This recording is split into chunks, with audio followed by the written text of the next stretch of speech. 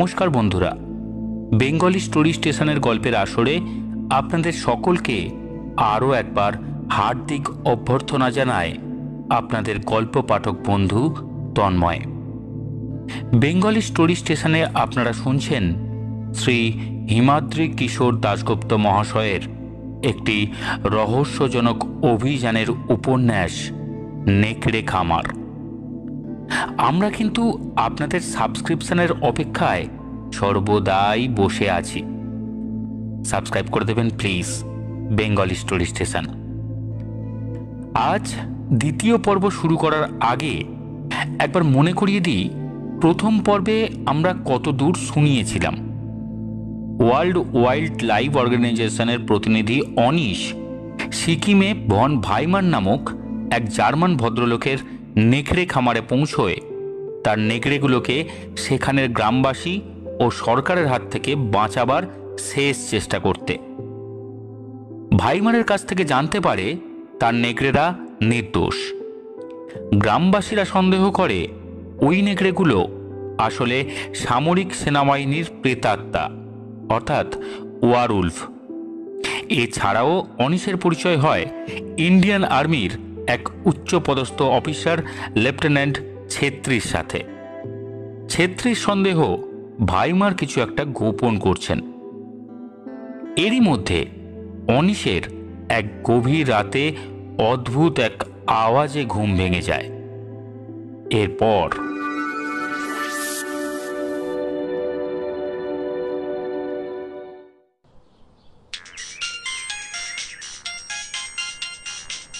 ভোর 6টা নাগাদ মোবাইলের রিংটোনের শব্দে ঘুম ভাঙল অনিশের।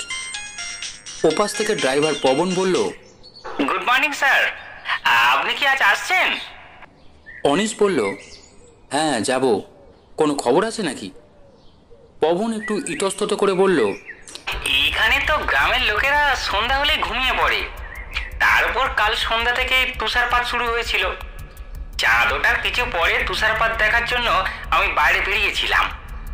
হঠাৎ দেখি গ্রাম প্রধান নরবু একা তুষারপাতের মধ্যে গ্রাম ছেড়ে বেরোচ্ছে। কৌতূহলবশত আমি এগোলাম তার পিছনে। সে আমাকে দেখেনি। নরবু ঢাল বেয়ে উপরে উঠে পাইন বনের সামনে গিয়ে দাঁড়ালো। সেখান থেকে বেরিয়ে এলো একটা লোক। সে নরবুকে নিয়ে পাইন বনের ভিতরে ঢুকে গেল। তারপর বেশ কিছু সময় পর বন থেকে বেরিয়ে একলা গ্রামে ফিরে এলো সে। অনিশ প্রশ্ন করল, লোকটা কে, কেমন দেখতে? পবন মুহূর্তখানেক চুপ করে থেকে বলল, সম্ভবত ভাইমার সাহেব। ভাইমার সাহেব? বেশ অবাক হয়ে গেল অনিশ। তবে ভাইমার কি গোপনে সন্ধি করতে গিয়েছিলেন গ্রামের মাথা নরবুর সঙ্গে?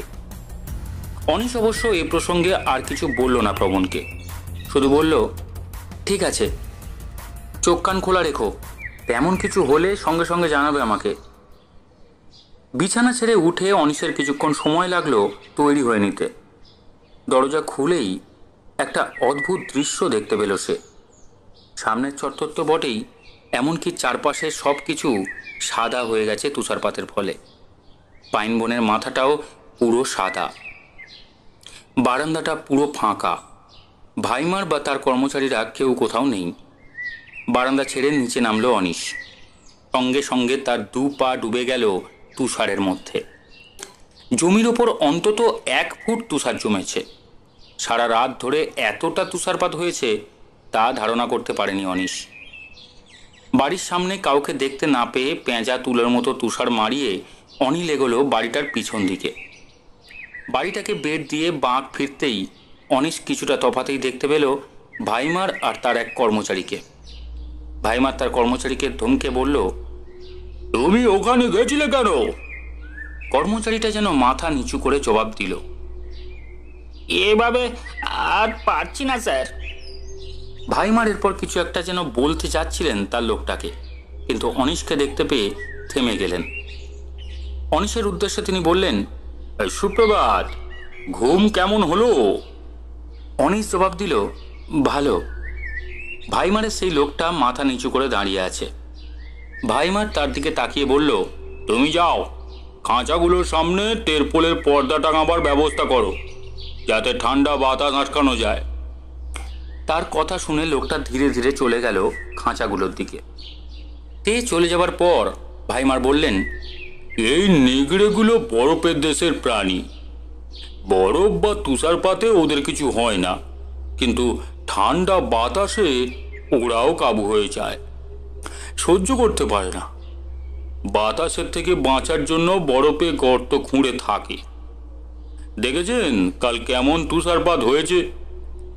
এমন আর 2-3 দিন হলে সিল্ক রুট, নাথুলা পাস সব বন্ধ হয়ে যাবে। অনিশ বলল, হ্যাঁ দেখলাম, কাল রাতে নেগড়েগুলোকে খেলতেও দেখলাম সামনের চত্বরে। তার মধ্যে একটা নেগড়ে কি বিশাল সুন্দর। ওই নেগড়েটাই তো কাল খাঁচার গর্তে লুকিয়েছিল, তাই না? ভাইমান হেসে বললেন, হ্যাঁ হ্যাঁ হ্যাঁ হ্যাঁ, ধবধবে সাদা বিশাল নেগড়ে। যাদের দেখলেন তাদের মধ্যে প্রথম ওই আসে এই ক্যাম্পে। ওকেই অন্য প্রাণীগুলোর দলপতি বলা যেতে পারে। এত সুন্দর প্রাণীগুলো মারার চেষ্টা হচ্ছে, আপনি ভাবতে পারছেন? বিষণ্ণতা নেমে এলো ভাইমারের মুখে। অনিশ বলল, আমি এখন গ্রামে যাব কথা বলতে, দেখি ওদের মত পরিবর্তন করা যায় কি না। তবে সময় তো বেশি নেই, হাতে আজ আর কালকের দিনটা আছে। পরশু ভোরে আমাকে ফিরতে হবে। এদেশে আমাদের বন্যপ্রাণ সংস্থার প্রধান প্রতিনিধি যিনি, সেই ডক্টর মাধবনও আমাকে বলেছেন যে প্রাণীগুলোকে বাঁচাবার জন্য যেন আমি আপ্রাণ চেষ্টা করি। একটা কথা আপনাকে বলতে পারি যে আমার পক্ষ থেকে চেষ্টার কোনো ত্রুটি হবে না। বিষণ্ণ হেসে ভাইমার বললেন, হ্যাঁ চেষ্টা করে দেখুন। ওই নড়বু বলে লোকটাকে অভিযোগ ওঠাতে রাজি করাতে পারেন কিনা দেখুন। ভাইমার কিন্তু একবারও বললেন না যে গত রাতে নড়বুর সঙ্গে তার সাক্ষাৎ হয়েছিল কিনা। অনিশও তাকে প্রশ্ন করা সমীচীন বলে মনে করল না। ভাইমার এরপর খোঁড়াতে খোঁড়াতে তুষারের মধ্যে দিয়ে এগোলেন অনিশকে কাঁটা তারের বাইরে বার করে দেবার জন্য। বেশ চিন্তাক্লিষ্ট দেখাচ্ছে তার মুখ। অনিশ বাইরে বেরোবার সময় তিনি একবার শুধু বললেন, তাড়াতাড়ি ফেরার চেষ্টা করবেন। দুপুরের পর থেকেই আবার গতকালের মতো প্রকৃতির রূপ বদলাতে শুরু করবে, ধীরে ধীরে তুষার পড়তে শুরু করবে। পাইন বনে প্রবেশ করল অনিশ। আকাশের দিকে মাথা তুলে দাঁড়িয়ে থাকা গাছের পাতাগুলো আজ ধবধবে সাদা হয়ে গেছে। মাঝে মাঝে বাতাসে পাইন বনের ডালপালা থেকে টুপটাপ তুষারকণা ঝরে পড়ছে অনিশের গায়ে। বনটাকে যেন আজ আরো বেশি নিঝুম মনে হচ্ছে। অজানা কোনো এক কারণে যেন আজ থমকে আছে সারা বন। ঝিঁঝি পোকার ডাকও শোনা যাচ্ছে না। তারই মধ্যে দিয়ে এগিয়ে একসময় ঢাল বেয়ে নিচে নেমে গ্রামে পৌঁছে গেল অনিশ। গ্রামের নড়বু সহ অন্যদের জমায়েত দেখে অনিশের মনে হলো লোকগুলো যেন তারই জন্য অপেক্ষা করছিল। কারণ অনিশ আজও গ্রামে ঢুকতেই নড়বু তার হাতে গত দিনের মতোই একটা কাঠগোলাপের তোড়া দিয়ে তাকে সম্মান জানালো। অনিশকে বেশ খাতির করে তারা একটা বাঁশের মাচায় বসালো। একজন একটা কাপে ধুমায়িত চা আর একটা পত্রে চমড়ি গায়ের জমাট বাঁধা দুধ ছুরপি দিয়ে গেল। একটা ছুরপির টুকরো মুখে ফেলে বার কয়েক চায়ে চুমুক দিল অনিশ। গ্রামের ঘরের চালাগুলো সাদা তুষারের চাদরে ঢেকে গেছে। প্রথমে আসল প্রশ্নে না গিয়ে ঘরের চালগুলোর দিকে তাকিয়ে অনিশ বলল, বেশ তুষারপাত হয়েছে দেখছি। নড়বু বলল, এবার শুরু হলো, আর 2-3 দিনের মধ্যে পথঘাট কিছুই চিনতে পারবেন না, সবই বরফের তলায় চলে যাবে।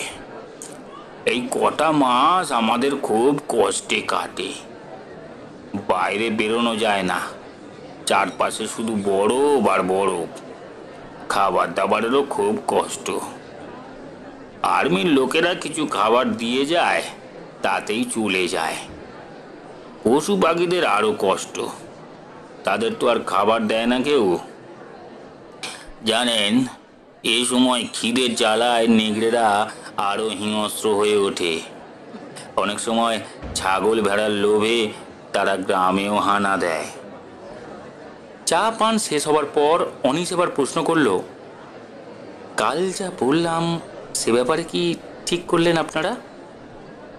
তার প্রশ্ন শুনে নড়বু একটু চুপ করে থেকে বলল, তুমি সরকারি লোক, তাই তুমি অনুরোধ করায় ব্যাপারটা নিয়ে আমরা ভেবেছি।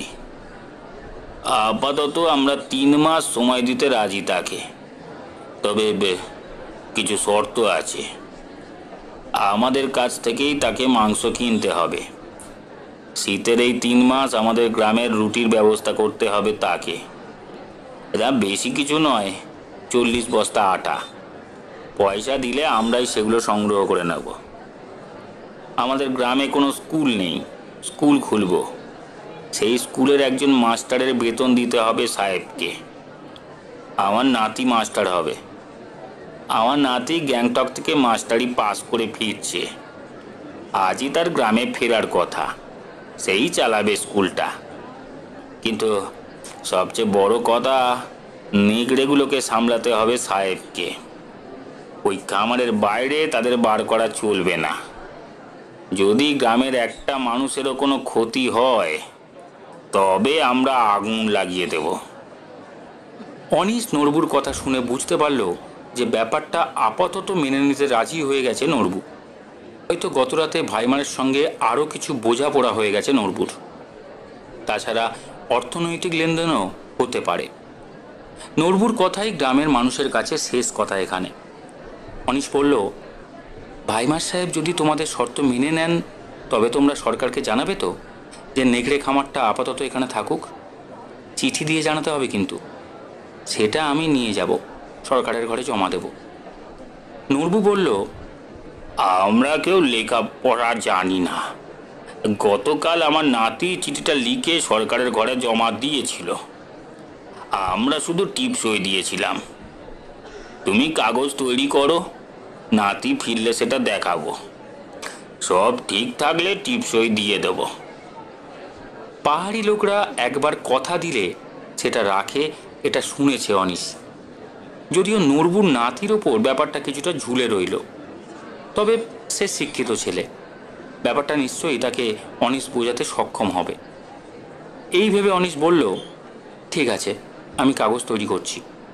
নাতি এলে তাকে দেখিয়ে তবে সই করো। কিন্তু সে ঠিক আসবে তো? আমার হাতে শুধু কালকের দিনটাই আছে। নড়বু বলল, হ্যাঁ হ্যাঁ, সে আজ রাতেই বা কাল ভোরে চলে আসবে। এরপর নড়বুর সঙ্গে আরও কিছু টুকটাক কথা বলে অনিশ উঠে পড়ল।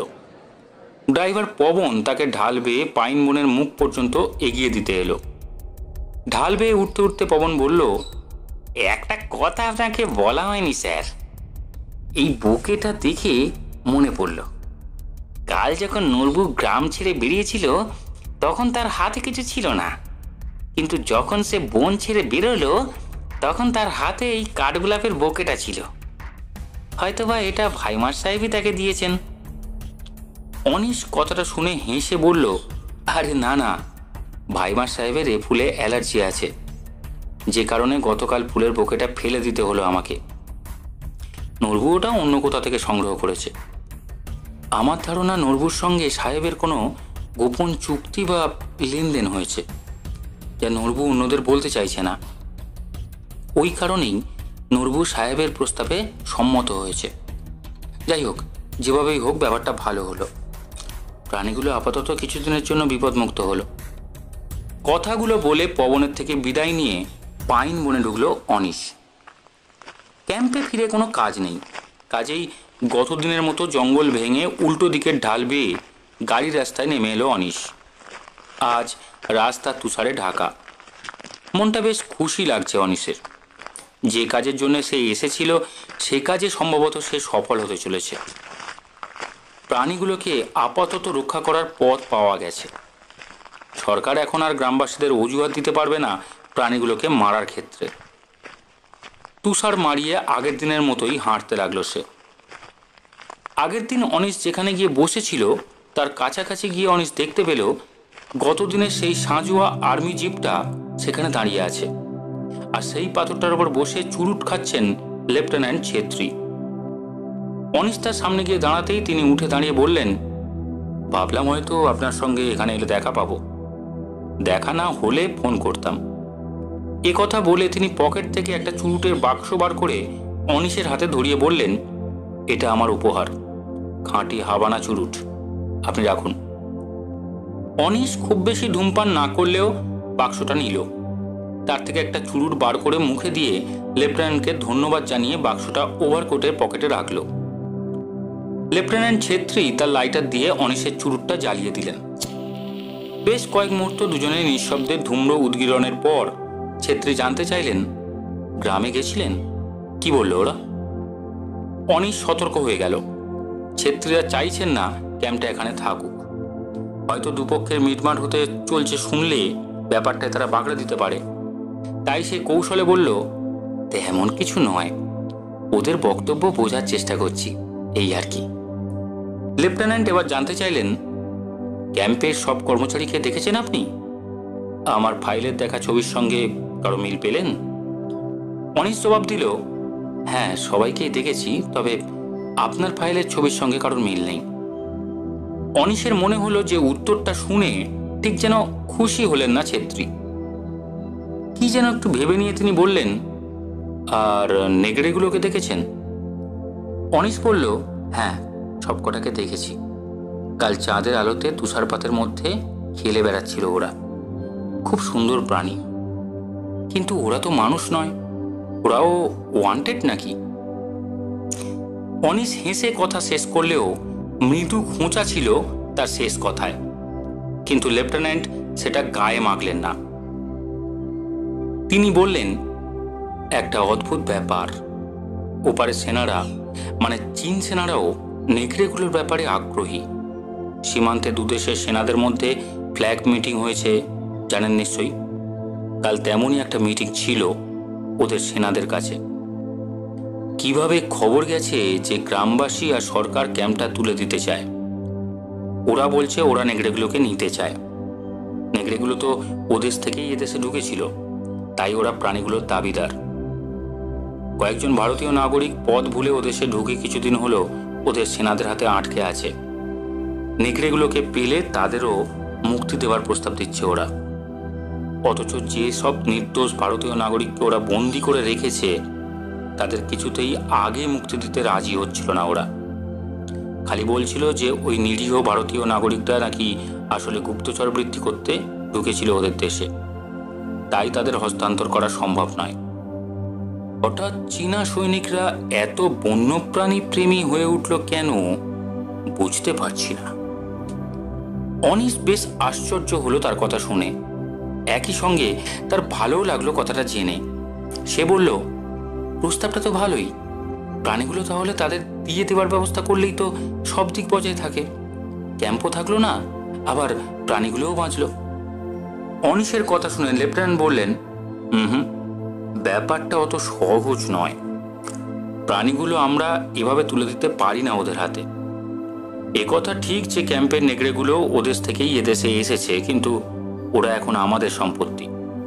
সুন্দরবনের বাঘও তো সীমানা মানে না, ভারত বাংলাদেশের মধ্যে যাতায়াত করে। যখন যে দেশে বাঘ ধরা পড়ে তখন সেটা তারই সম্পত্তি হয়। এক্ষেত্রেও তেমনই ব্যাপার। ওভাবে নেকড়েগুলোর হস্তান্তর করা যাবে না। নেকড়েগুলোকে আমরা বাঁচিয়ে রাখবো না মারবো সেটা এখন একান্তই আমাদের দেশের সরকারের ব্যাপার। কথাটা শুনে অনিশ চুপ করে গেল। সামান্য কটা নিরীহ প্রাণীর দামের চেয়েও, এমনকি মানুষের জীবনের চেয়েও দুদেশের সরকারি ফাইলের লাল ফিতের ক্ষমতা অনেক বেশি।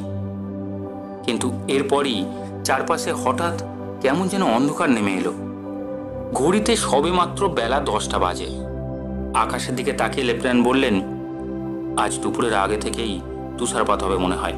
চলুন, আপনাকে নেকড়ে ক্যাম্পের কাছাকাছি পৌঁছে দিয়ে আসি। গাড়িতে উঠে বসুন। সত্যি চারপাশের প্রকৃতি কয়েক মুহূর্তের মধ্যে যেন অন্য রূপ ধারণ করেছে। ব্যাপারটা অনুধাবন করে অনিশ লেফটেন্যান্টের সঙ্গে চড়ে বসলো তার গাড়িতে। কিছুক্ষণের মধ্যেই গাড়ি এসে থামলো কাঠমপর কাছাকাছি জায়গাতে। গাড়ি থেকে নামার সময় ছেত্রী সাহেব শুধু বললেন, কোনো প্রয়োজন হলে সঙ্গে সঙ্গে ফোন করবেন আমাকে। গাড়ি থেকে নেমে অনিশ এগোলো ক্যাম্পের দিকে। আজও ক্যাম্পের সামনের চত্বরে কোনো লোকজন নেই। অনিশ গেট খুলে ভিতরে প্রবেশ করার সঙ্গে সঙ্গেই ঝিরিঝিরি তুষারপাত শুরু হলো। তার সঙ্গে তীক্ষ্ণ বাতাস শোঁ শোঁ শব্দে ধেয়ে আসতে লাগলো পাহাড়ের দিক থেকে। কোনো রকমে মাথার টুপিটাকে সামলে তুষারের মধ্যে দিয়ে দৌড়ে অনিশ বারান্দায় উঠে প্রবেশ করলো তার ঘরে। হঠাৎ তার খেয়াল হলো হাতের পুষ্পস্তবকটা তার সঙ্গে আনা উচিত হয়নি। সে সেটা জানলা গলিয়ে বাইরে ছুঁড়ে ফেলে দিল। এর কিছুক্ষণের মধ্যেই ঘরে প্রবেশ করলেন ভাইমার। তিনি প্রথমে বললেন, আমি অত্যন্ত দুঃখিত ও লজ্জিত যে দ্বিপ্রহরে আপনার খাবারের ব্যবস্থা সম্ভব হলো না বলে। ফারারে একদানাও খাবার নেই। ভাইমারের মুখমণ্ডল বেশ থমথমে চিন্তান্বিত। অনিশ বলল, আপনি বিব্রত হবেন না, 2 দিন চালিয়ে নেবার মতো শুকনো খাবার আমার কাছে আছে। ভাইমার এরপর বললেন, কি বললো গ্রামবাসীরা?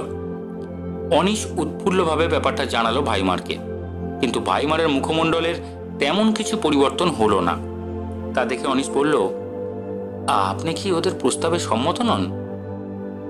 আপনি এত চিন্তান্বিত কেন? ভাইমার বললেন, আমি সম্মত। আপনি চুক্তির খসড়া প্রস্তুত করুন। আসলে আমি খুব মানসিক চাপে আছি।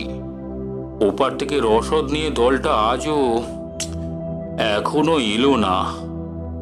আমাদের কথা বাদ দিন, কিন্তু 2 দিন হলো পশুগুলোর মুখে এক টুকরো খাবার তুলে দিতে পারিনি।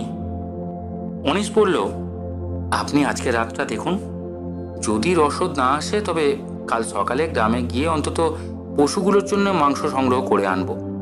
আশা করি তারা আপত্তি করবে না। ভাইমার শুধু বললেন, দেখা যাক কি হয়। একথা বলে খুঁড়িয়ে খুঁড়িয়ে ঘর ছেড়ে বেরিয়ে গেলেন তিনি।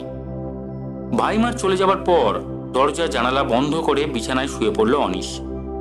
বাইরে থেকে ভেসে আসতে লাগলো বাতাসের শব্দ। বাতাসের ধাক্কায় মাঝে মাঝে কেঁপে উঠতে লাগলো দরজা জানালাগুলো। শেষ বিকেলে বিছানা ছেড়ে উঠল অনিশ। দরজাটা খুলে বারান্দায় এসে দাঁড়ালো অনিশ। তুষারপাত হয়েই চলেছে। পেঁজা তুলোর মতো তুষার ভাসতে ভাসতে নেমে আসছে আকাশ থেকে। এত ঠান্ডা যে বাইরে বেশিক্ষণ দাঁড়িয়ে থাকতে পারল না অনিশ। পিছু ফিরে সে যখন ঘরে ঢুকতে যাচ্ছে, ঠিক তখন একটা জিনিসের উপর নজর পড়ল তার। কাঠের প্যানেলোলা দরজার পাল্লার নিচের দিকে কেমন যেন লম্বা লম্বা দাগ। কাঠের চিল্কা উঠে গেছে সেখান থেকে। এই আঁচড়ের দাগগুলো কি আগেই ছিল? কে জানে। ঘরে ঢুকে ভেতর থেকে দরজা বন্ধ করে সেজ বাতিটা জ্বালালো অনিশ। ঠিক তারপরই বাইরে চুপ করে অন্ধকার নামলো। অনিশ কাগজ কলম বার করে চুক্তিপত্রটা আর গ্রামবাসীরা যে চিঠি সরকারকে দেবে তার খসড়া তৈরি করতে বসলো। লিখতে লিখতেই অনিশ বুঝতে পারল বাইরে বাতাসের দাপট আবার শুরু হয়েছে। দরজা জানালার পাল্লাগুলো মাঝে মাঝে কেঁপে উঠছে। আর এরপরই হঠাৎ এক সময় বাড়ির পিছন দিক থেকে হঠাৎ ভেসে আসতে লাগলো নেকড়েগুলোর ডাক। না, ঠিক গর্জন নয়, যেন করুণ স্বরে আত্মবিলাপ করে চলেছে প্রাণীগুলো। ভাইমারের কথাটা মনে পড়ল অনিশের। প্রাণীগুলো 2 দিন খায়নি। সম্ভবত অন্ধকার নামার পর ঘুম ভেঙে খিদের জ্বালায় কাঁদছে ওরা। কি করুণ সেই ডাক! লেখা থামিয়ে কিছুক্ষণ সেই ক্ষুধার্ত প্রাণীগুলোর কান্না শুনল অনিশ। তারপর আবার নিজের কাজে মন দিল। রাত 8টা নাগাদ লেখার কাজ শেষ হলো অনিশের। ততক্ষণে অবশ্য নেকড়ের কান্না থেমে গেছে।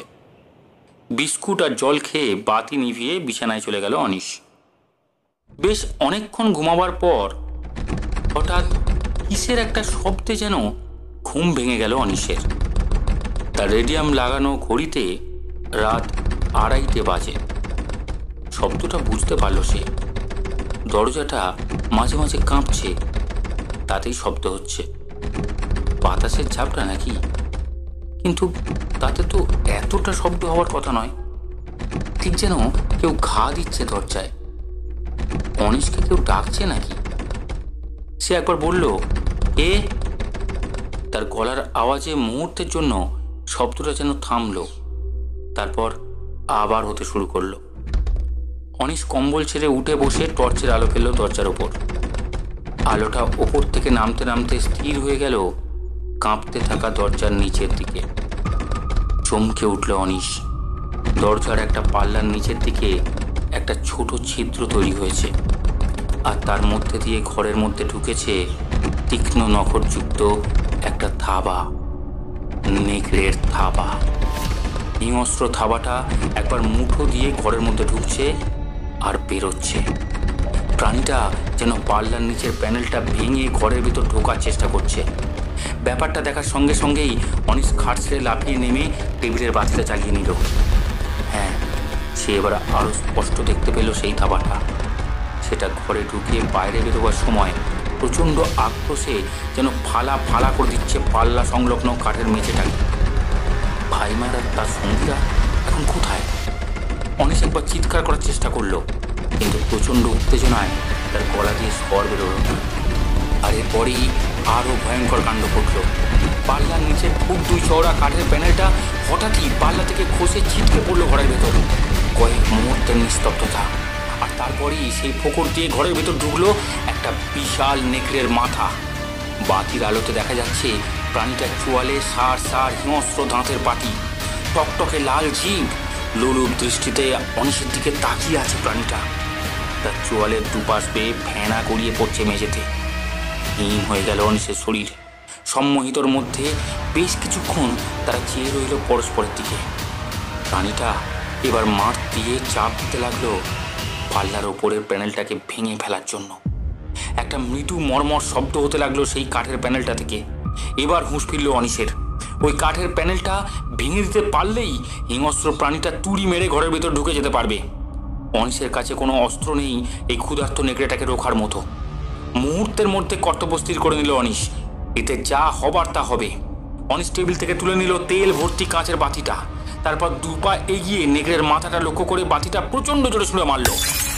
চৌকাঠের কাছে নেকড়ের মাথার ওপর আছড়ে পড়ে জোর শব্দে চুরমার হয়ে গেল বাতিটা। একটা রক্ত জল করা বিভৎস আর্তনাদ করে মাথাটা দরজার বাইরে বার করে নিল সাপোর্টটা। সবকিছু নিস্তব্ধ হয়ে গেল। অন্ধকার ঘর। অনিশের হঠাৎ মনে হলো প্রাণীটা যদি আবার ফিরে আসে তখন। জানালাটা খুলে দিল সে। আবছা আলোতে ভরে উঠল ঘর। বাইরে তখনও তুষারপাত হয়েই চলেছে। বাকি রাতটা সেই আধো অন্ধকার ঘরে বসে দরজার দিকে তাকিয়ে কাটিয়ে দিল অনিশ। তবে নেকড়েটা আর ফিরে এলো না। শেষ রাতে তুষারপাত যেন কিছুটা কমে এলো। আবছা আলো ফুটে উঠতে লাগলো বড় পাহাড়ের মাথায়। ভোর হলেও দরজা খুলে বাইরে বেরোতে ঠিক সাহস পেল না অনিশ। বলা যায় না, প্রাণীটা হয়তো এখনো খোলা আছে। দরজার বাইরেই হয়তো বা সে ঘাপটি মেরে বসে আছে অনিশের জন্য। ঘরের ভিতর থেকে অনিশ বার কয়েক ডাকলো ভাইমানের নাম ধরে, কিন্তু বাইরে থেকে কোনো সাড়া মিলল না। বন্ধ ঘরে বসে তার কি করা উচিত তা ভাবতে লাগলো অনিশ। সময় এগোতে লাগলো। বেলা 8টা নাগাদ, তখন বাইরে বেশ একটু রোদ উঠেছে। সে সময় অনিশ বাইরের চত্বর থেকে যেন বেশ কিছু লোকজনের গলার শব্দ, ঘোড়ার ডাক সব শুনতে পেল। সাহস করে এবার সে দরজা খুলে ফেলল। সে দেখতে পেল চত্বরের ওপাশে কাঁটাতারের বাইরে দরজার সামনে দাঁড়িয়ে আছে একদল লোক। কিছু পশুও আছে তাদের সঙ্গে। ভাইমারকেও দেখতে পেল অনিশ। বাড়ির পেছন থেকে বেরিয়ে খোঁড়াতে খোঁড়াতে তিনি এগোচ্ছেন দরজা খোলার জন্য। দরজা খুলে দিলেন ভাইমার। হুড়মুড় করে পশুদের নিয়ে বরফ ঢাকা চত্বরে প্রবেশ করলো লোকগুলো। জনার সাথে ছোটোখাটো চেহারার লোক। তাদের পরনে লম্বা ঝুলের নোংরা পোশাক, পায়ে লোহার বেড়ি লাগানো হাই হিল বুট, মাথায় চামড়ার টুপি। তাদের সঙ্গে 5টা পশু, তবে তারা ঘোড়া নয়, ছোটোখাটো চেহারার ভারবাহী খচ্চর। তাদের পিঠে চাপানো পেট ফোলা চটের বস্তা। রসদ এসে গেছে সম্ভবত। চত্বরের ভিতরে ঢুকে এক জায়গাতে জটলা বেঁধে দাঁড়ালো তারা। ভাইমা তাদের সঙ্গে কথা বলতে লাগলেন। অনিশ এবার বারান্দা থেকে নেমে বরফের মধ্যে গিয়ে উপস্থিত হলো তাদের সামনে। লোকগুলোর সঙ্গে অদ্ভুত ভাষায় কথা বলছিলেন ভাইমার। ভাষাটা হয়তোবা চাইনিজ হবে, কারণ লোকগুলোর পরনে মুখমণ্ডলের মধ্যে লিয়ান ছাপ স্পষ্ট। ভাইমারও বলেছিলেন রসদবাহী লোকেরা ওপারের। অনিশ তাদের সামনে গিয়ে দাঁড়াতেই কথা থামিয়ে তার দিকে তাকালেন ভাইমার। তার মুখ গম্ভীর, চোখে মুখে রাত্রি জাগরণের স্পষ্ট ছাপ। অনেকটা শুষ্কভাবেই তিনি বললেন, সুপ্রভাত। অনিশ গতকালের ব্যাপারটা এ লোকগুলোর সামনে বলা ঠিক হবে কিনা ভেবে একটু চুপ করে রইল। সম্ভবত ভাইমার তার মনের ভাব পাঠ করে বলে উঠলেন, কথা বলতে পারেন, এরা চীনা ভাষা ছাড়া অন্য কোনো ভাষা বোঝে না। অনিশ বলল, কাল রাতে একটা নেগড়ে আমার ঘরে হানা দিয়েছিল। দরজার কাঠের প্যানেল ভেঙে ঘরের ভিতর মাথাও গলিয়ে ফেলেছিল। আমি বাতিটা ছুঁড়ে কোনো রকমে তাকে আটকাই, আর একটু হলেই। তার কথা শুনে ভাইমার বললেন, তাই নাকি? তবে সেই বড় ধূসর নেগড়েটা কাল কিভাবে যেন খিদের জ্বালায় খাঁচা ছেড়ে বেরিয়ে পড়েছিল। শেষ রাতে তাকে খাঁচায় ফেরানো হয়। ঠান্ডা ও খিদের জ্বালায় হিংস্র হয়ে ওঠে, সম্ভবত সেও কাণ্ড ঘটিয়েছে। এই লোকগুলো যদি গতকাল বিকেলে আসতে পারত, তবে গত রাতে কোনো দুর্ঘটনাই ঘটতো না। এখন অবশ্য আপনি নিশ্চিন্ত থাকতে পারেন। অনিশ এরপর বলল, গ্রামবাসীদের চিঠিটা আর আপনার সঙ্গে তাদের চুক্তিপত্র দুটোই তৈরি করে ফেলেছি, একবার দেখে নেবেন নাকি? তার কথা শুনে ভাইমার কেন জানি মৃদু চমকে উঠে বললেন, আপনি এখন গ্রামে যাবেন নাকি? অনিশ বলল, কেন? তেমনই তো কথা ছিল। নরবুর নাতির ফিরে আসার কথা, সেটা সে দেখার পর গ্রামের লোকেরা সেটাই স্বাক্ষর করবে। চুক্তিপত্রটাও আপনাদের উভয় পক্ষকে দিয়ে স্বাক্ষর করাতে হবে।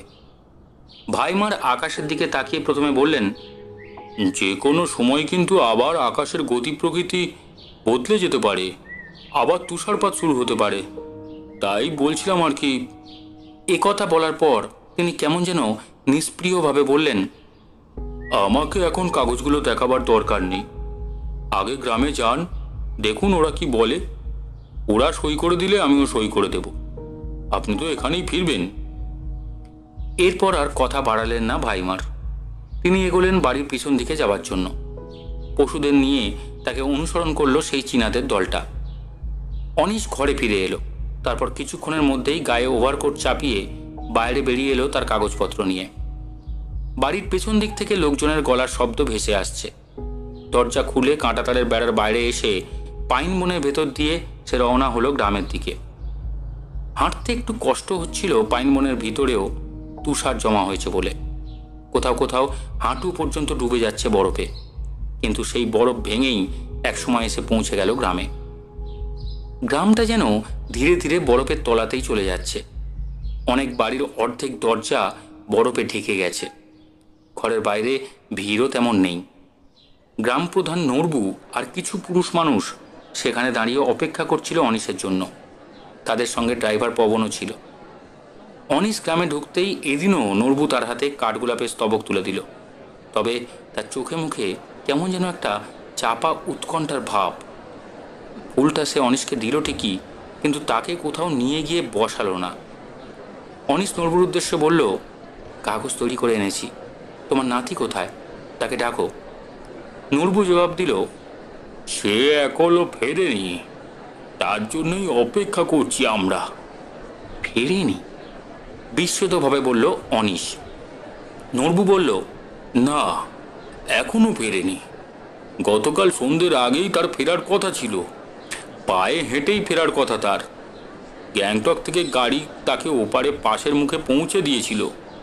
সে যে পাশে ঢুকেছিল সে খবরও পেয়েছি, কিন্তু তারপর আর তার কোনো খবর নেই।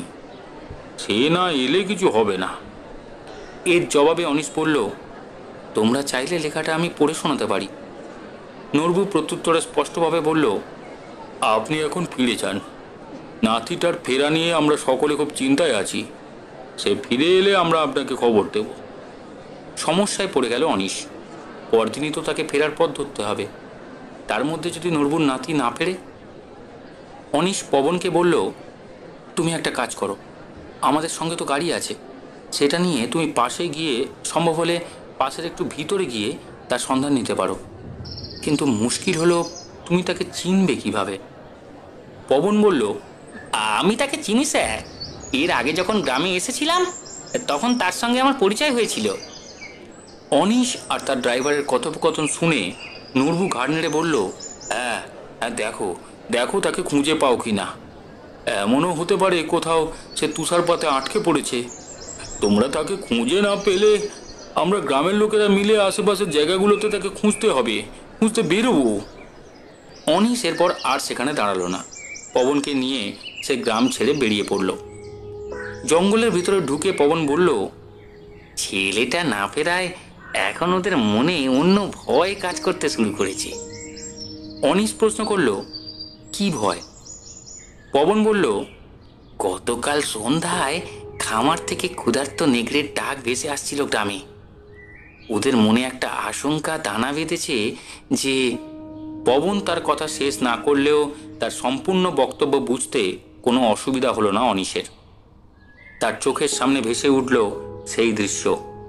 সেজবাতির আলোতে দরজার ফোকর দিয়ে তার দিকে তাকিয়ে আছে সেই নেকড়েটা। তার সেই লোলুপ ক্ষুধার্ত দৃষ্টি, লাল জিভ, চোয়ালের তীক্ষ্ণ দাঁত। সেই নেকড়েটাই কোনোভাবে ক্যাম্প থেকে বেরিয়ে কোনো দুর্ঘটনা ঘটায়নি তো? অনিশের ভিতরটা কেঁপে উঠল। মুখে সে শুধু বলল, তেমন কিছু ঘটলে ব্যাপারটা ভয়ঙ্কর হবে। পবন বলল, হ্যাঁ সাহেব, নেকড়ে সব শুদ্ধ খামারে আগুন লাগিয়ে দেবে ওরা। বাকিটা পথ তারা দুজন কেউ কোনো কথা বলল না। আশঙ্কা দানা বাঁধছে দুজনের মনেই। বন পেরিয়ে ঢাল বেয়ে বড় রাস্তায় নামলো তারা। ক্যাম্পের দিকে কিছুটা এগোতেই পিছন থেকে গাড়ির হর্ন শোনা গেল। দাঁড়িয়ে পড়ল তারা। আর্মি গাড়িটা তাদের পাশে এসে দাঁড়ালো। চালকের পাশের আসনেই বসে আছেন লেফটেন্যান্ট ছেত্রী। পবনকে একবার ভালো করে দেখে নিয়ে তিনি অনিশকে প্রশ্ন করলেন, কোথায় যাচ্ছেন এখন? অনিশ বলল, আমি এখন ক্যাম্পেই ফিরছি, তবে আমার ড্রাইভারকে পাঠাচ্ছি পাশের মুখটাতে।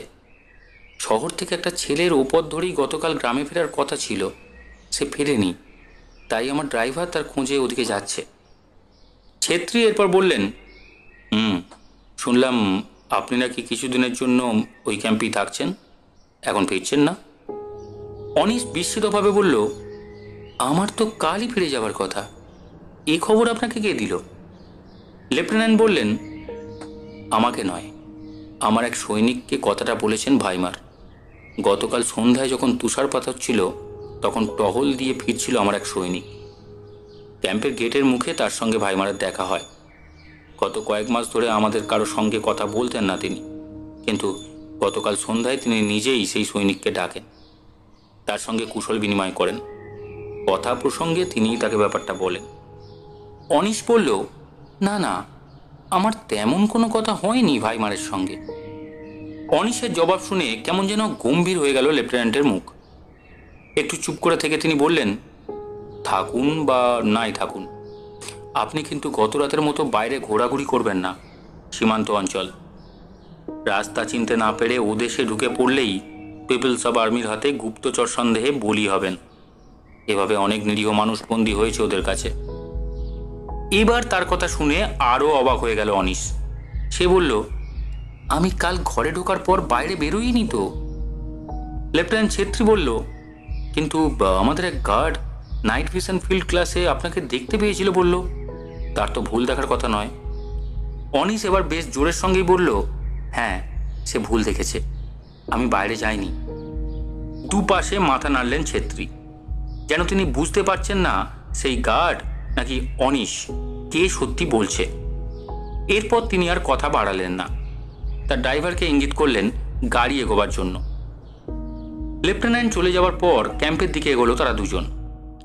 গাড়ির কাছে পৌঁছে গেল তারা। পবনকে অনিশ বলল, ছেলেটার খোঁজ জেনে সঙ্গে সঙ্গে জানিও আমাকে। পবন বলল, আচ্ছা স্যার। সে গাড়ি নিয়ে চলে যাওয়ার পর কিছুটা হেঁটে তার কাটা ঘেরা ক্যাম্পের ভিতরে প্রবেশ করলো অনিশ। বরফ ঢাকা চত্বরটার ঠিক মাঝখানে তাঁবু খাটাচ্ছে চীনাগুলো। তাদের ভারবাহী পশুগুলো অবশ্য সেখানে নেই, হয়তো তারা বাড়ির পিছন দিকেই রয়ে গেছে। ভাইমারকেও দেখতে পেল না অনিশ। ঘরে ঢুকে হঠাৎ তার খেয়াল হলো ফুলের বোকেটা বাইরে ফেলা হয়নি, জানালাটা বন্ধ। একটু পরে সেটা ফেলে দিলেও চলবে। সেটা টেবিলের ওপর রেখে জিরিয়ে নেবার জন্য খাটের ওপর বসলো অনিশ। হঠাৎ তার চোখ পড়ল দরজাটার সেই ভাঙা জায়গাটার দিকে। সঙ্গে সঙ্গে তার মনে পড়ল গত রাতের ভয়ঙ্কর স্মৃতি। খুব জোর বেঁচে গেছে সে। আর তার সঙ্গে সঙ্গেই তার খেয়াল হলো ঘরে বাতি নেই। নেকড়ে আর আসবে না ঠিকই, কিন্তু বাতি ছাড়া চলবে কিভাবে? ভাইমারের কাছ থেকে একটা বাতি জোগাড় করার জন্য খাট ছেড়ে নেমে ঘরের বাইরে বেরোলো অনিশ। বাইরে বেরিয়েই সে দেখতে পেল বারান্দার অন্য প্রান্ত থেকে এগিয়ে আসছেন ভাইমার। অনিশও এগোলো তার দিকে। ভাইমার তাকে মৃদু হেসে প্রশ্ন করলেন, কখন ফিরলেন? অনিশ বলল, এইমাত্র। তবে কাজ এগোয়নি। নূরপুর নাতির গ্রামে ফেরার কথা ছিল, সে ফেরেনি। সে না ফিরলে কি হবে বুঝতে পারছি না। কাল তো আমাকে ফিরতে হবে। অনিশের কথা শুনে এ ব্যাপারে ভাইমার খুব বেশি উদ্বিগ্ন হলেন বলে মনে হলো না। প্রথমে তিনি বললেন, চলে যেতে হলে যাবেন। তারপর যেন একটু মজা করার ঢঙেই বললেন, আমি তো ভাবছিলাম আপনি হয়তো এখানেই থেকে যাবেন। এই পাহাড়, এই প্রকৃতি, এই সুন্দর সুন্দর প্রাণীগুলোকে ছেড়ে আপনি যাবেন না। অনিশের মনে পড়ে গেল লেফটেন্যান্ট ছেত্রীর কথা। তাহলে হয়তো সত্যিই ভাইমার মজা করে হলেও এ কথাটা বলেছেন সেই সৈনিককে। অনিশ হেসে ভাইমারকে বলল, এমন সুন্দর জায়গাতে থাকতে পারলে ভালোই হতো, কিন্তু তার কি আর উপায় আছে? ভাইমার নিঃশব্দে হাসলেন তার কথা শুনে। অনিশ এরপর বলল, আপনার কাছেই যাচ্ছিলাম। গতকাল বাতিটা ভেঙে গেছে, একটা বাতি লাগবে। ভাইমার বললেন, তেলের বাতি তো নেই, একটা মোমবাতি দিচ্ছি। আর তো মাত্র আজকের রাতের ব্যাপার, খুব অসুবিধা হবে না আশা করি। এরপর কিছুক্ষণের মধ্যেই সেখানে তাকে দাঁড় করিয়ে রেখে মোম নিয়ে ফিরে এলেন ভাইমার। সেটা তিনি অনিশের হাতে দিয়ে বললেন, আমি এই চীনাদের নিয়ে ব্যস্ত থাকব। সম্ভবত আজ আর আপনার সঙ্গে দেখা হবে না আমার, তাই আগাম শুভরাত্রি জানিয়ে রাখলাম আপনাকে। আকাশটা আবার কেমন যেন পাল্টাতে শুরু করেছে, তুষারপাত শুরু হবে আবার। মোমবাতিটা নিয়ে ঘরে ফিরে শুয়ে পড়ল অনিশ। বিকাল 5টা নাগাদ ঘুম থেকে উঠে আবার বাইরে বেরোলো সে। তুষারপাত হচ্ছে। চীনাদের তাঁবু খাটানো হয়ে গেলেও তারা বাইরে তুষারপাতের মধ্যেই বসে আছে। ঝিরি ঝিরি তুষারপাত তাদের পোশাককেও সাদা করে দিয়েছে। অনিশ হঠাৎ দেখতে পেল কাঁটা তারের বাইরে গেটের সামনে এসে দাঁড়িয়েছে তার গাড়িটা। পবন ফিরে এসেছে। বারান্দা থেকে নেমে চীনাদের জটলাটার পাশ কাটিয়ে অনিশ গেটের সামনে গিয়ে দাঁড়ালো। পবন বলল, পাশের ভিতর ঢুকেও অনেকটা খুঁজে এলাম স্যার, তার দেখা মেলেনি। তবে একজন কচ্চরওয়ালা বলল যে গতকাল অন্ধকার নামার পর ওই বয়সেরই একটা ছেলে নাকি পাশ দিয়ে আসছিল। অনিশ বলল, পেলে না যখন, তখন আর কি করা যাবে। তুমি তবে গ্রামে ফিরে যাও, কাল 8টা নাগাদ চলে এসো, ফেরার জন্য রওনা হতে হবে। পবন বলল, হ্যাঁ স্যার, আমি ঠিক সময় চলে আসব। ছেলেটাকে যখন পাওয়া গেল না, তখন সম্ভবত আর কিছুই করার নেই অনিশের। ভাইমার যদি গ্রামবাসীদের সঙ্গে সমঝোতা করে নিতে পারেন ভালো, নইলে তার ক্যাম্পের ভাগ্যে যা আছে তা হবে। বিষণ্ণভাবে সে পিছু ফিরল ঘরে যাওয়ার জন্য। চীনাদের পাশ দিয়ে যাবার সময় সে একবার থমকে দাঁড়ালো। বরফের মধ্যে গর্ত খুঁড়ে আগুন জ্বেলে বসে আছে তারা। অনিশ সেখানে গিয়ে দাঁড়াতেই তাদের একজন তাকে দেখিয়ে কি যেন বলল।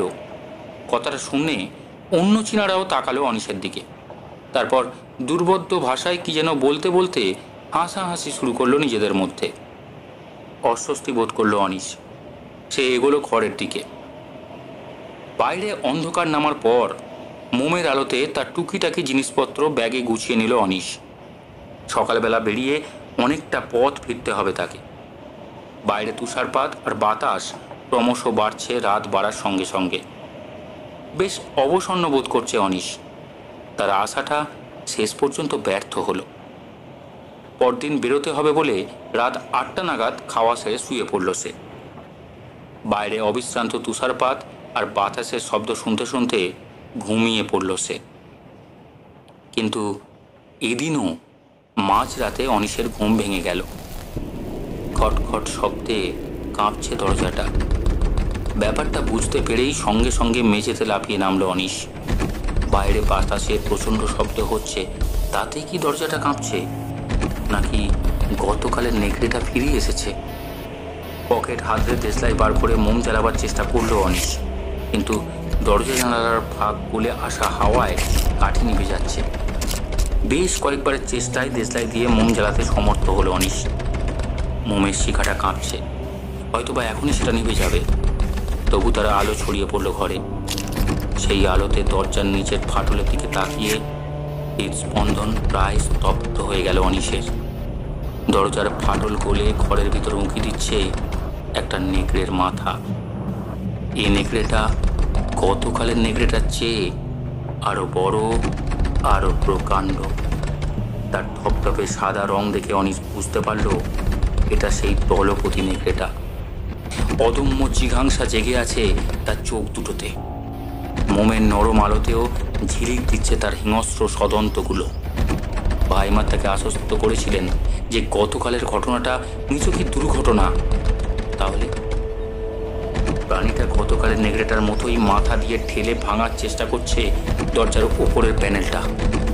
কিং কর্তব্য বিমূঢ় হয়ে অনিশ তাকিয়ে রইল তার দিকে। থরথর করে কাঁপছে দরজাটা। নেকড়ের মাথার চাপে ম করে শব্দ করে উঠছে পুরনো আমলের কাঠের দরজা থেকে। বাইরে বাতাসের সনসন শব্দ। মোমবাতির শিখাটা কিপে উঠছে। এই বুঝি নিভে গেল সেটা। এই নেকড়েটা অন্য নেকড়েদের চেয়ে অনেক বড়, অনেক শক্তিধর। তার বিশাল মাথার চাপে সত্যি এক সময় খসে গেল আর একটা প্যানেল। বেশ বড় একটা ছিদ্র তৈরি হলো দরজার নিচের অংশে। মুহূর্তের জন্য একবার থমকে অনিশের দিকে তাকালো সাপোর্টটা। তারপর প্রথমে সামনের পা দুটোকে দরজার এপাশে ঢুকিয়ে ধীরে ধীরে গুঁড়ি মেরে ঘরের মধ্যে ঢুকতে শুরু করলো। প্রাণীটা তখন প্রায় তার দেহের অর্ধেক অংশটা ঢুকিয়ে ফেলেছে ঘরের মধ্যে। ঠিক সেই সময় হুঁশ ফিরল অনিশের। যেভাবেই হোক আটকাতে হবে নেকড়েটাকে। কিন্তু কিন্তু কিভাবে? তার কাছে তো তেমন কিছুই নেই। প্রাণীটা ক্রমশ ঢুকে আসছে ঘরের মধ্যে।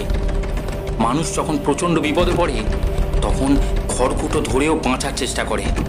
স্বাভাবিক সময় ব্যাপারটা হাস্যকর মনে হলেও সেটাই সত্যি। টেবিলের ওপরই রাখা ফুলের বোকেটা তুলে নিয়ে সেটাই সে ছুঁড়ে মারল নেকড়েটাকে লক্ষ্য করে। প্রাণীটার কাঁধে গিয়ে পড়ল বোকেটা। কিন্তু তাতেই এক অদ্ভুত কাণ্ড ঘটল। ফুল নয়, যেন কেউ কোনো কিছু একটা ভারী কিছু জিনিস দিয়ে আঘাত করেছে, অথবা যেন তাকে আগুন ছুঁড়ে মেরেছে। এমনভাবেই প্রচণ্ড আর্তনাদ করে উঠল নেকড়েটা। তারপর কোনো রকমে তার দেহটা হ্যাঁচড় প্যাঁচড় করে দরজার বাইরে বার করে নিল। দরজার বাইরে দাঁড়িয়ে আক্রোশে গর্জন করতে লাগলো প্রাণীটা। অনিশও বুঝে উঠতে পারল না যে ব্যাপারটা কি ঘটল। সে চেয়ে রইল দরজার ফাটলটার দিকে। বুকে থেকে ফুলগুলো খসে পড়ে ছড়িয়ে রয়েছে সেখানে। দরজার ওপাশে গর্জন করেই চলেছে প্রাণীটা। কি রক্ত জল করা তার ডাক, যেন অনিশকে নাগালের মধ্যে পেলেই সে তার টুটি ছিঁড়ে নেবে। সময়ের পর সময় কেটে যেতে লাগলো। দরজার দুপাশে দাঁড়িয়ে রইল অনিশ আর নেকড়েটা। শেষ রাতের দিকে ধীরে ধীরে কমে এলো নেকড়ের ডাকটা। তার ক্রুদ্ধ গর্জন দরজা ছেড়ে দূরে চলে যেতে লাগলো। কতক্ষণ এভাবে দরজার দিকে তাকিয়ে দাঁড়িয়েছিল তার নিজেরও খেয়াল ছিল না অনিশের। একসময় সে দেখল দরজার পুকুর দিয়ে যেন আবছা আলো দেখা যাচ্ছে। ভোর হচ্ছে বাইরে। স্বপ্নের রাত অতিবাহিত হলো শেষ পর্যন্ত। বাইরে সূর্যোদয় হয়েছে। অনিশ জানালা খুলতেই এক রাশ আলো ছড়িয়ে পড়ল। বাইরের দিকে তাকিয়েই অনিশ বুঝতে পারল গতকাল অন্ধকার নামার পর থেকেই আরও অনেক তুষারপাত হয়েছে। অন্তত 4-5 ফুট বরফের চাদরে ঢেকে গেছে মাটি। বাড়িটার সামনের বা পিছনের কোনো অংশ থেকেই কোনো শব্দ আসছে না। ঘরে আলো ঢুকতেই মনে অনেকটা বল ফিরে এলো অনিশের। মনে মনে ভাবল যে যাবার আগে গত রাতের ব্যাপারটা নিয়ে একবার জবাবদিহি চাইবে ভাইমারের কাছে। পরপর 2 রাত ভাইমারের অসতর্কতার জন্য প্রাণ যেতে বসেছিল তার। গ্রামবাসীদের অভিযোগ এবার সত্যি বলে অনিশের মনে হলো। ওয়ারউলফ না হলেও তার নেকড়েগুলোই হয়তো ক্যাম্পের বাইরে বেরিয়ে একের পর এক মানুষ মেরেছে। ভাইমার ঘটনাটা যতই অস্বীকার করুক না কেন, এ ব্যাপারটাই সম্ভবত সত্যি। কপাল ভালো যে পরপর 2 রাত বেঁচে গেছে অনিশ।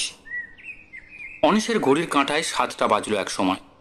তার কিছুক্ষণের মধ্যেই তার মোবাইলও বেজে উঠল। Driver পবনের phone. সে বলল, আমি চলে এসেছি স্যার। অনিশ বলল, ঠিক কোথায় তুমি? পবন বলল, ঠিক গেটের সামনেই দাঁড়িয়েই। ভিতরে কাউকে দেখতে পাচ্ছি না। তবে গেট খোলা। অনিশ বলল, দাঁড়াও, আমি ঘরের বাইরে বেরোচ্ছি। দরজা খুলল অনিশ।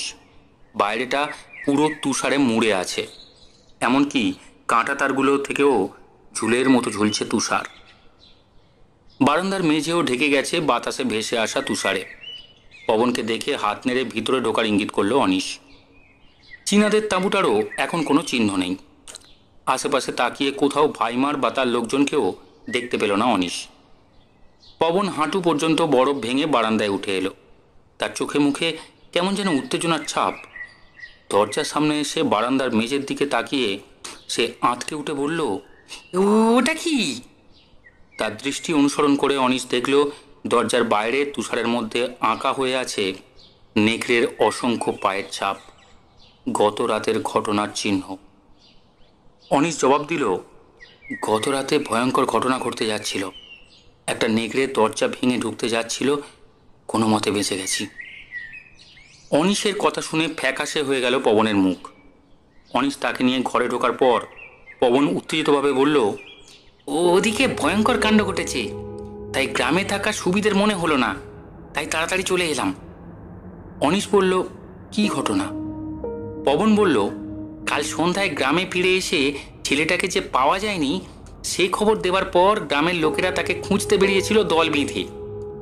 পাশ থেকে যে রাস্তাটা এদিকে ঢুকেছে সেখানে জঙ্গলের মধ্যে ছেলেটার দেহের কিছু অংশ মিলেছে, নেকড়ে খাওয়া দেহ।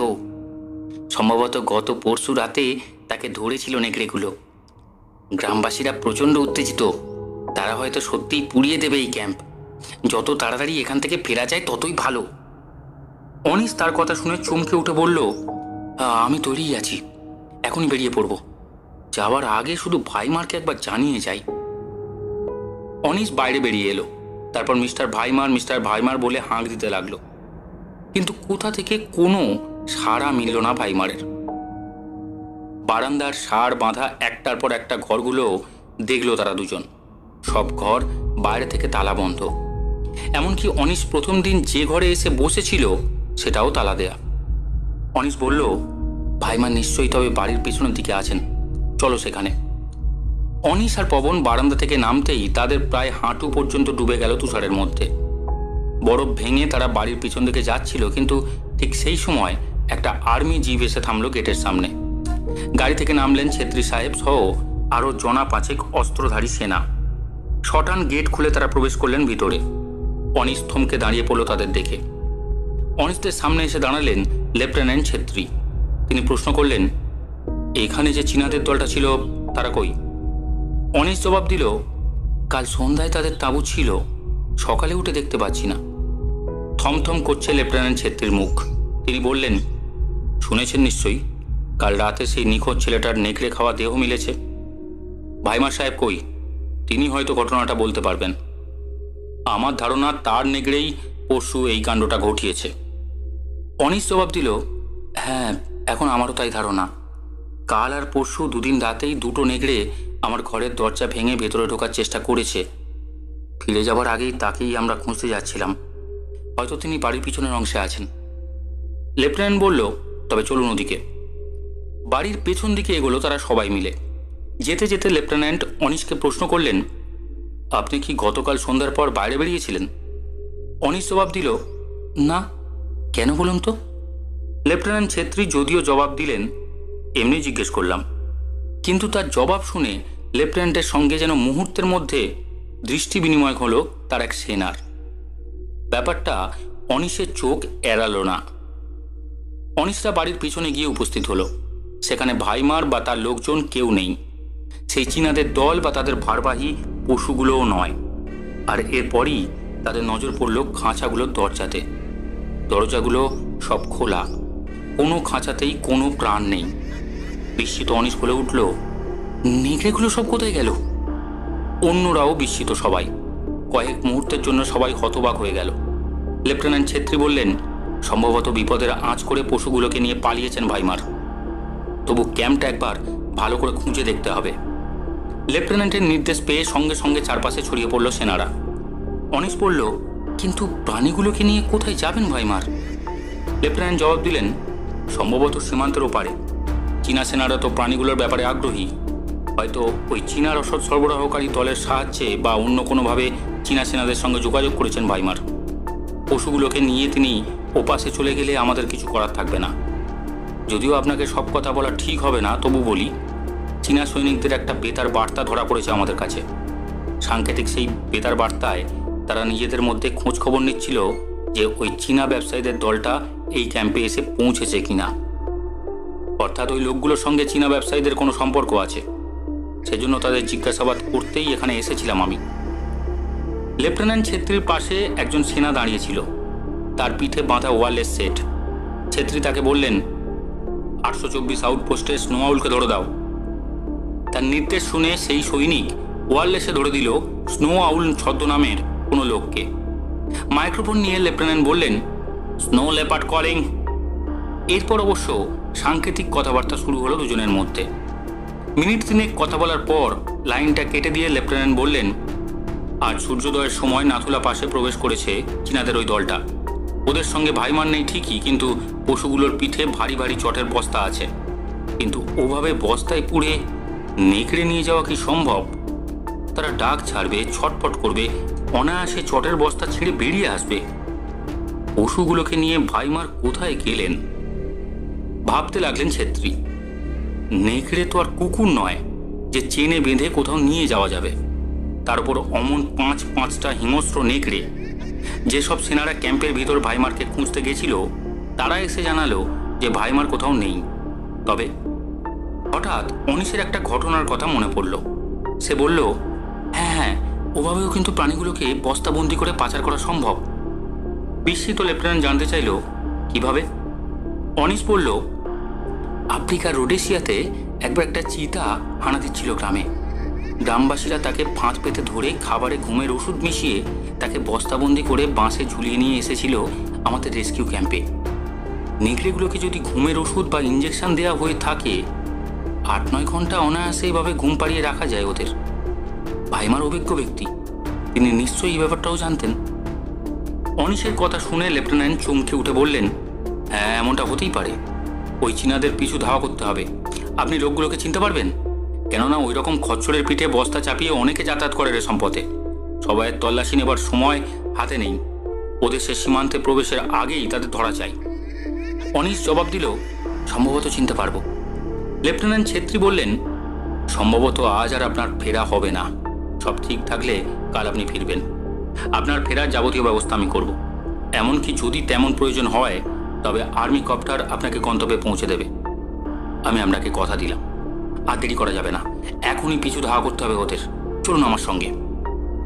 লেফটেন্যান্ট ছেত্রীর বাচনভঙ্গির মধ্যে এমন একটা প্রচ্ছন্ন নির্দেশ লুকিয়েছিল যে অনিশ কিছু বলতে পারল না। শুধু পবন বলল, আমি কি গাড়ি নিয়ে যাব আপনাদের সঙ্গে? ছেত্রী পকেট থেকে সঙ্গে সঙ্গে একটা কার্ড বের করে পবনের হাতে ধরিয়ে দিয়ে বললেন, এতে আমার ফোন নাম্বার আছে। প্রয়োজন হলে ভাইমার ফিরে এলে সঙ্গে সঙ্গে যোগাযোগ করবে আমার সঙ্গে। তাছাড়া তোমার স্যারের ফোন নাম্বার তো নিশ্চয়ই আছে তোমার কাছে। তুমি এখানেই থাকবে।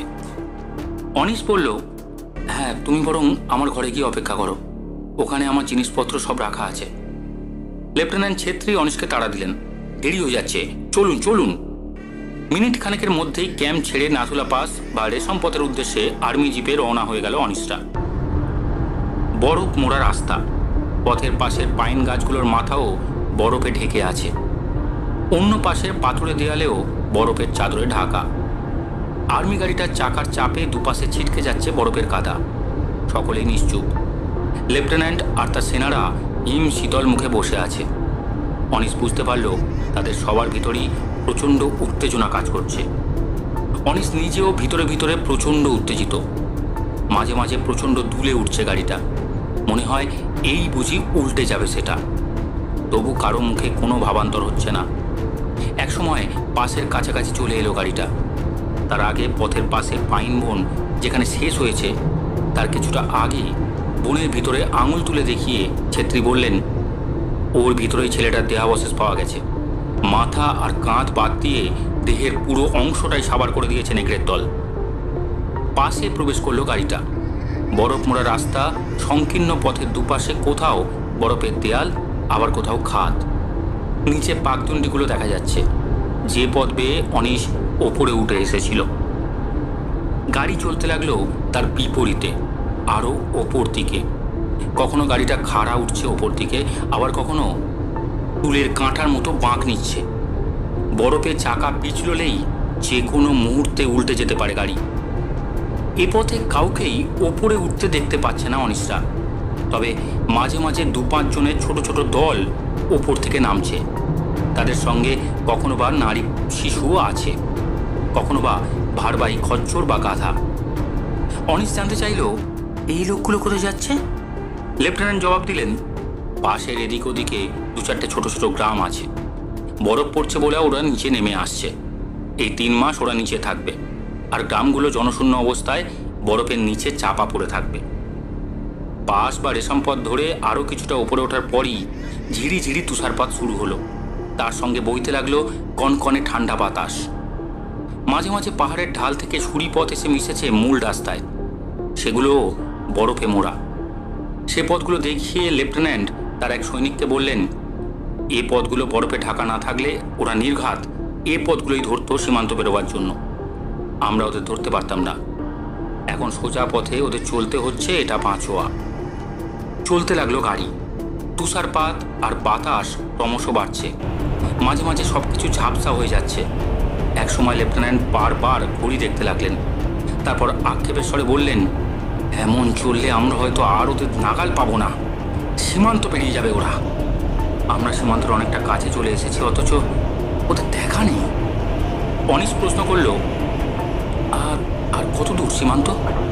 লেফটেন্যান্ট জবাব দিলেন, আমাদের পথের ডান পাশের দেয়ালটাই তো চীনের ভূখণ্ডে। সীমান্ত বলতে যেখানে ওদের চেকপোস্ট আছে এই রেশম পথের ওপর, আমি সেই জায়গার কথাই বলছি।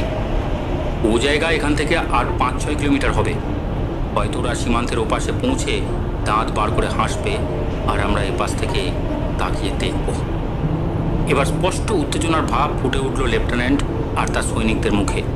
দাঁতে দাঁত চিপে শক্ত হাতে হুইল ধরে যথাসম্ভব গাড়িটা দ্রুত চালাবার চেষ্টা করছে ড্রাইভার, কিন্তু পারছে না। বাতাসের দাপটে মনে হচ্ছে উল্টে যাবে গাড়িটা। এক সময় গাড়িটা এভাবেই আরও 2-3 কিলোমিটার এসে থামলো এক জায়গাতে। পথ সেখানে 2টো ভাগে ভাগ হয়েছে। ড্রাইভার ঘাড় ফিরিয়ে প্রশ্ন করল, কোন পথ ধরবো? 2টো পথই তো চীনা আউটপোস্টে পৌঁছেছে। লেফটেন্যান্ট মুহূর্তখানেক ভেবে নিয়ে বললেন, বাঁ দিকের পথটা একটু শর্টকাটে চীনা আউটপোস্টে পৌঁছোয় ঠিকই, কিন্তু পথের শেষ 1 কিলোমিটার খুব খাড়াই। ওদের পশুগুলোর পিঠে মাল আছে, ওদের পক্ষে উপথে যাওয়া একটু কষ্টকর। ডান দিকের পথটাই বরং ধরো, যা হবার হবে। ডান দিকের পথটাই ধরল ড্রাইভার। একটু এগোতেই হঠাৎই একটা ধাতব খটখট শব্দ কানে এলো অনিশদের। গাড়ির কিছুটা তফাতে রাস্তার ওপর যেন বরফের ঝড় উঠল। সঙ্গে সঙ্গে গাড়িটা থেমে গেল। লেফটেন্যান্ট গাড়ি থেকে মুহূর্তের মধ্যে লাফিয়ে নেমে অনিশকে টেনে নামিয়ে জাপটে ধরে শুয়ে পড়লেন রাস্তার পাশে একটা ফাটলের মধ্যে। চাপা স্বরে তিনি বলে উঠলেন, চীনা আর্মি পাহাড়ের মাথা থেকে মেশিন গান চালাচ্ছে, মাথা তুলবেন না। গাড়ির অন্য জওয়ানরাও মুহূর্তের মধ্যে নেমে পড়েছিল গাড়ি থেকে। গাড়ির আড়াল বা বরফের দেয়ালে পজিশন নিয়ে এবার তারা তাদের স্বয়ংক্রিয় অস্ত্র থেকে প্রত্যুত্তর দিতে শুরু করলো। বুলেটের আঘাতে ছিটকে উঠতে লাগলো বরফ। এতগুলো আগ্নেয়াস্ত্রের শব্দে খান খান হয়ে যেতে লাগলো রেশম পথের নিস্তব্ধতা। টানা 1 মিনিট মতো চলল গুলি লড়াই। তারপরে হঠাৎই থেমে গেল গুলির শব্দ। শুধু অনেক ওপর থেকে ধপ করে কোনো ভারী জিনিস যেন খসে পড়ল রাস্তায়। সাংকেতিক শীষ দিল একজন সৈনিক। গর্ত ছেড়ে উঠে দাঁড়ালো লেফটেন্যান্ট আর অনিশ। কিছু দূরে রাস্তার পাশে পড়ে আছে একজন চীনা সৈনিকের মৃতদেহ। এ লোকটাই ওপর থেকে মেশিন গান চালাচ্ছিল। ভারতীয় সেনাদের গুলি ওপর থেকে পেড়ে ফেলেছে তাকে। মৃতদেহটাকে দেখে লেফটেন্যান্ট বললেন, আমরা ঠিক রাস্তাতেই যাচ্ছি, সেজন্য লোকটা আমাদের আটকাবার চেষ্টা করছিল। আর 1 মুহূর্ত সময় নষ্ট করা যাবে না। চীনাদের দলটা এখনও সীমান্ত পেরোতে পারেনি। সঙ্গে সঙ্গে লাফিয়ে গাড়িতে উঠল সকলে। আবার চলতে শুরু করলো গাড়ি। তুষার ঝড় শুরু হয়েছে পথে। সনসন শব্দে বাতাস বইছে প্রবল বেগে। রাস্তা থেকে বাতাসের ধাক্কায় পাক খেয়ে উঠছে তুষারকণা। তারই মধ্যে দিয়ে চলেছে গাড়িটা। সামনের দিকে তাকিয়ে সবাই বসে আছে। হঠাৎ ড্রাইভারের পাশে যে জওয়ান অস্ত্র উঁচিয়ে বসেছিল সে চিৎকার করে উঠল, ওই ওই! অনিশ তাকালো সেদিকে। অস্পষ্টভাবে দেখা যাচ্ছে ওদের একটা বাঁকের দিকে এগোচ্ছে লোকগুলো। অনিশও বলে উঠল, হ্যাঁ ওরাই ওরাই ওরাই। একটা ফাঁক পেরোচ্ছে লোকগুলো। গতি বাড়িয়ে গাড়িটা তুষার ঝড়ের মধ্যে দিয়ে এগোলো তাদের দিকে। কিন্তু তাদের কাছাকাছি পৌঁছবার আগেই লোকগুলো টের পেয়ে গেল তাদের পিছনে ধাবমান গাড়িটার উপস্থিতি। ভারবাহী পশুগুলোকে ফেলে লোকগুলো পালাবার জন্যে তুষার ঝড়ের মধ্যে এদিকে ওদিকে ছুটল। অনিশদের গাড়িটা যখন সে জায়গাতে পৌঁছলো তখন ভারবাহী খচ্চরগুলোই শুধু রাস্তার মাঝে ভ্যাবা চাকা খেয়ে দাঁড়িয়ে আছে। 4টে খচ্চরের পিঠে বিরাট বিরাট চটের বস্তা, তার মধ্যে সম্ভবত বড় বড় কাঠের বাক্সের মতো কিছু আছে। গাড়ি থেকে নেমে পড়লো সবাই। ঠিক সেই সময় দূরের পাহাড় থেকে মেশিন গানের শব্দ শোনা যেতে লাগলো। লেফটেন্যান্ট সৈনিকদের বললেন, তাড়াতাড়ি বস্তাগুলো নামিয়ে গাড়ির মাথায় তোলো। এখানে আর ওর ভিতর কি আছে দেখার সময় নেই। বস্তার ভিতর বাক্সের মধ্যে যদি জীবন্ত নেগড়েগুলো থাকে তবে সেগুলো ওদের কাছে দামি।